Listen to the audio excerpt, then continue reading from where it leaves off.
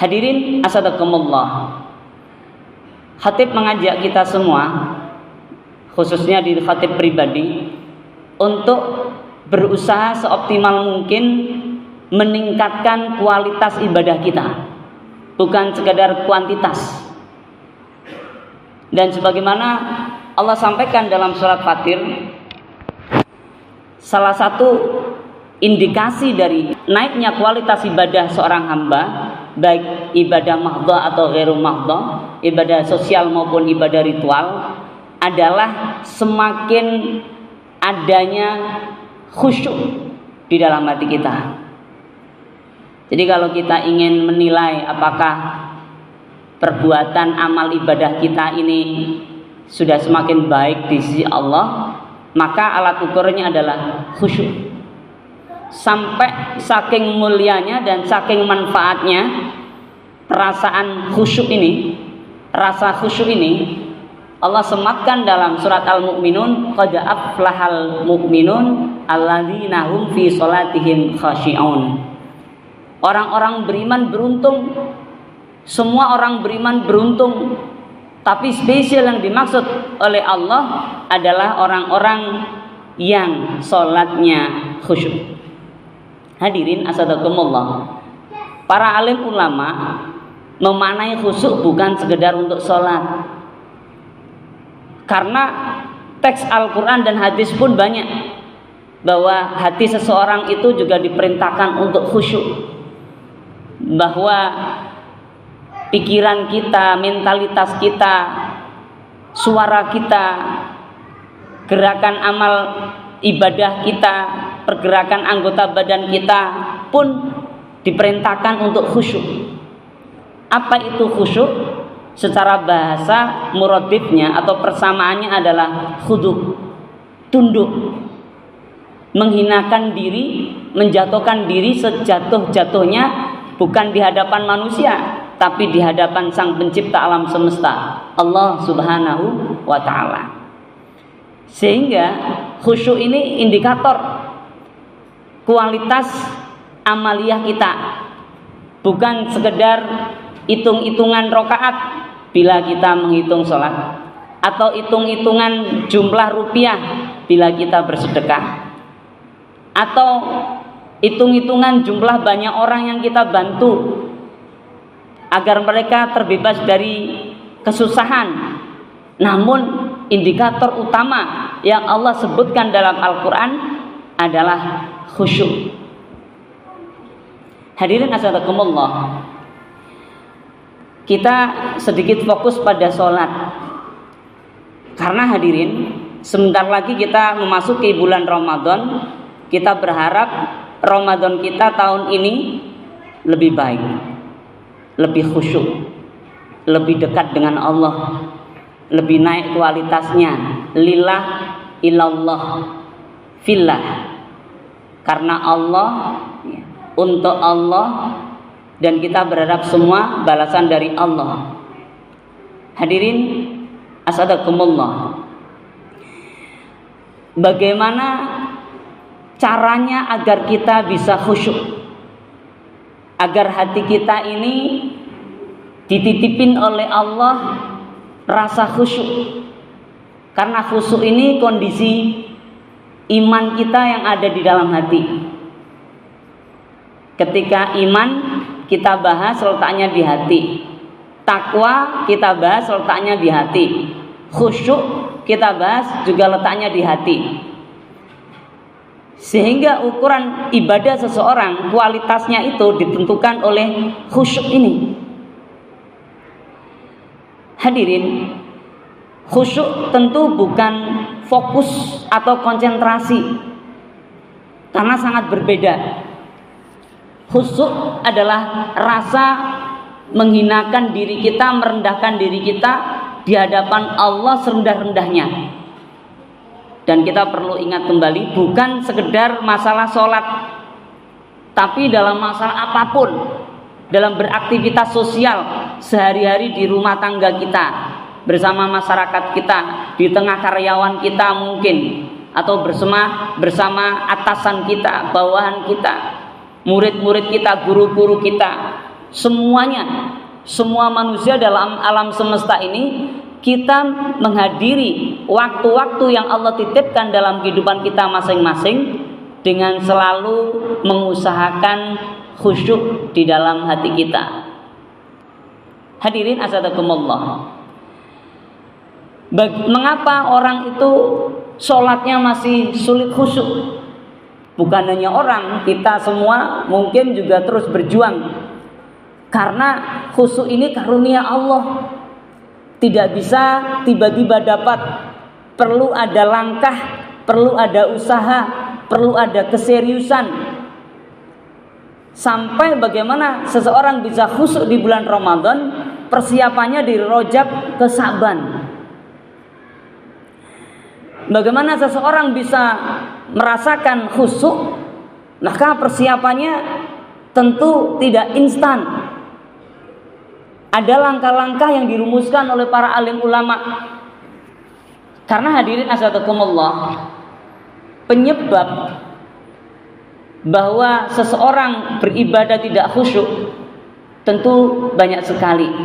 Salah satunya mungkin sebagaimana penjelasan para alim ulama, hati kita yang kurang jernih, dosa-dosa kita yang banyak, kemudian kecintaan kita terhadap dunia yang luar biasa, kebanggaan kita terhadap prestasi-prestasi yang kita capai terlalu, sehingga menyulitkan kita untuk khusyuk.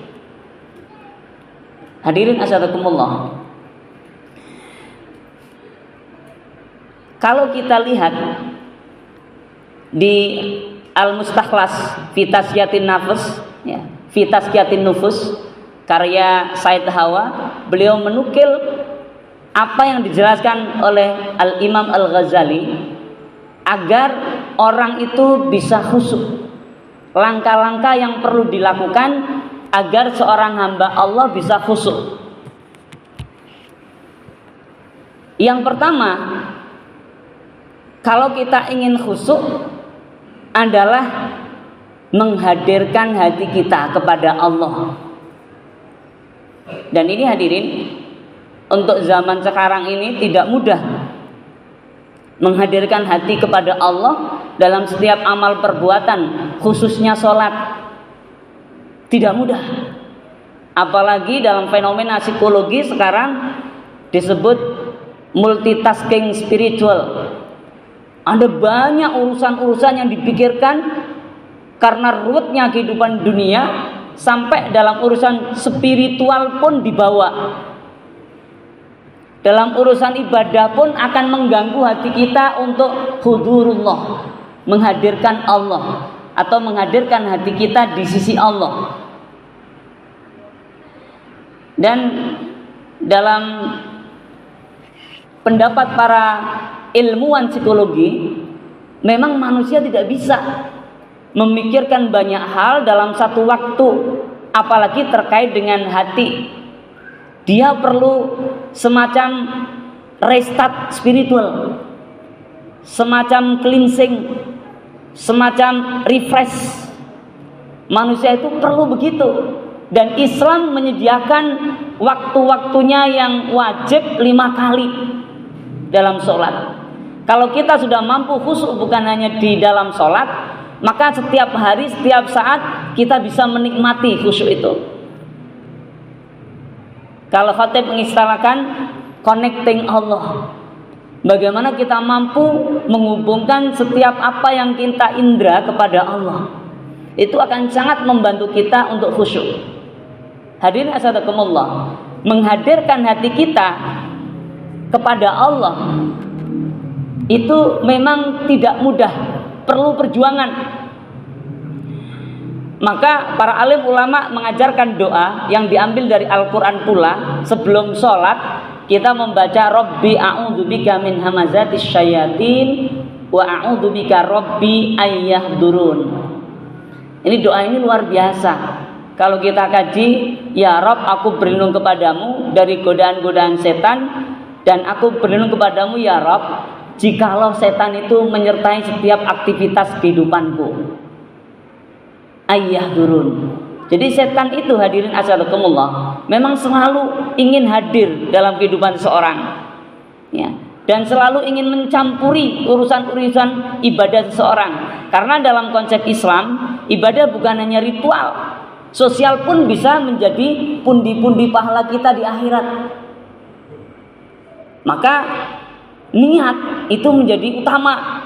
Selain doa tadi, Rabbi a'udzubika min hamazatis syayatin wa a'udzubika rabbi ayahdurun, kita perlu kuatkan niat.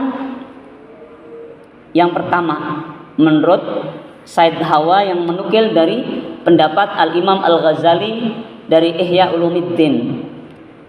Hadirin, berikutnya setelah kita menghadirkan Allah dalam hati kita dengan berbagai macam cara tadi, ya, adalah kita memahami apa yang kita baca. Bacaan-bacaan sholat.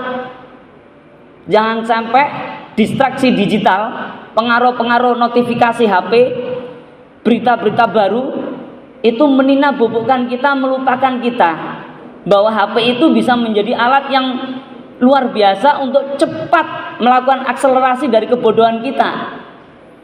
Yang dulu belum tahu arti bacaan sholat bisa pakai handphone untuk mencari apa artinya yang ku baca, ya. Masya Allah. Jadi semoga kita dikuatkan oleh Allah untuk belajar terus, sehingga tidak ada satu kalimat pun dalam bacaan sholat yang kita tidak tahu artinya. Kita perlu paham. Kalau di luar sholat kita paham setiap amal itu kita niatnya karena Allah. Bisa jadi kita membantu orang bukan dia terima kasih malah mencaci, dan tidak efek. Kalau orang khusyuk tidak ngefek baik cacian maupun pujian. Justru mudah menangani cacian daripada menyikapi pujian. Itu orang yang khusyuk. Selain itu, kita perlu haibah, ayolah hadirun. Haibah itu rasa takut yang dihadirkan karena cinta. Kalau khauf dalam teks bahasa itu rasa takut yang dihadirkan karena kekuatan, bukan karena cinta. Tapi kalau haibah hadirnya karena cinta. Kita takut kepada Allah bukan menjauh, kita ingin mendekat. Hadirin, selain haibah, Said Hawa juga menyarankan agar kita punya rasa roja, punya berharap terus pada Allah. Jadi ketika sholat kita terus berharap. Distraksi digital mempengaruhi hati kita, pikiran kita, segera balik lagi. Balik lagi, ya Allah. Balik lagi, ya Allah. Balik lagi. Malah ada sebuah riwayat yang kemudian bagaimana khusyuk itu bukan sekedar hati, tapi bisa didesain dari fisik. Misalnya ketika adzan belum berkumandang sudah datang dulu ke masjid. Itu bisa menghadirkan rasa khusyuk, karena khusyuk itu pemberian Allah yang kemudian diperjuangkan oleh hambanya untuk mendapatkannya. Hadirin asadakumullah, kalau kita baca Al-Quran, maka terakhir ayol hadirun itu usaha-usaha batiniyah. Ternyata dalam surat Fatir Allah sampaikan khusyuk ini spesial. Innama yakhsyallah min ibadihil ulama. Allah mendekatkan atau menyejajarkan orang-orang yang khusyuk, yang berusaha khusyuk dengan apa yang Allah sebut ulama. Sebelum ayat tersebut, surat Fatir ayat 26, 27, 28, 29, nanti bisa dicek di rumah masing-masing. Allah bicara tentang alam semesta, tentang hujan, tentang tumbuhan, tentang hewan. Tapi kemudian Allah seakan memerintahkan kita agar membaca semua itu untuk menghadirkan rasa khusyuk. Dan ketika kita mampu menghadirkan rasa khusyuk dengan pengetahuan yang Allah kabarkan tadi, maka derajat kita disebut ulama. Tapi hadirin asadakumullah, ada perilaku fisiknya. Tadi hati, ini fisiknya. Apa itu fisiknya? Fisiknya dilanjutkan di surat Fatir ayat 29 itu, yaitu orang-orang innalladzina yatluna kitaballah, yang membaca kitab Allah, bukan yakraun, tapi ya yatluna, Kalau membaca bisa cuman baca doang, tapi kalau yatluna kitaballah, dia membaca, memahami dan berusaha dengan keras untuk mengamalkan. Jadi rasa khusyuk itu bukan hanya kerjaan hati, tapi bisa didesain, diusahakan lewat fisik. Apa itu? Yang pertama adalah mempelajari Al-Qur'an. Yatluna kitaballah wa aqamus shalah. Mereka menegakkan sholat. Jadi sholat harus ditegakkan terus. Yang ketiga wa anfaqu. Mereka berinfak mimma razaqnahum, dari yang Allah rezekikan pada mereka, sirrau wa alaniyah, baik secara rahasia maupun terang-terangan. Tapi tiga-tiganya ini dilakukan oleh hamba yang akan dikasih khusyuk oleh Allah jika di akhir ayatnya yarjuna tijaratan lan tabur, mereka hanya berharap balasan dari Allah yang tidak pernah rugi. Insyaallah, semoga Allah mudahkan. Barakallahu li wa lakum bima fi minal ayati wa dzikril hakim, wa taqabbalallahu minni wa minkum tilawata innahu wasamiul alim, wa qur rabbighfir warham wa anta khairur rahimin.